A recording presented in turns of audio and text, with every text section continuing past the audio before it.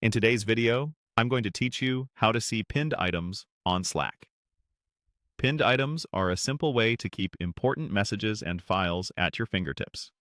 Think of them as a shared shortlist for a conversation, whether it's a busy channel or a private DM, so your team doesn't have to dig through long threads to find keynotes, links, or documents. First, open Slack and head into the specific DM or channel where you want to review the pins. Pins are conversation-specific, so you need to be in the exact place where the content was pinned. If you're working in a channel, it doesn't matter when you joined. You can still view what's been pinned there if you have access to the channel. If nothing has been pinned yet, you'll simply see an empty state and a note saying there are no pinned items. Once you're inside the conversation, look for the Pins area and click on it. On desktop or in the browser, this lives in the Conversation Details panel, typically on the right side of the screen. Depending on your layout or window size, you might see a pushpin icon or a clearly labeled Pins section. Clicking it opens a tidy list of all the items that have been pinned in this conversation.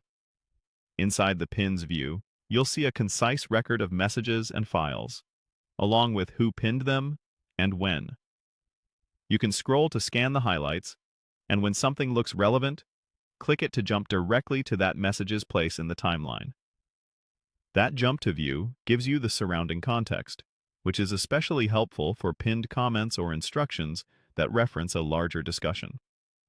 A couple of quick tips to make this smoother.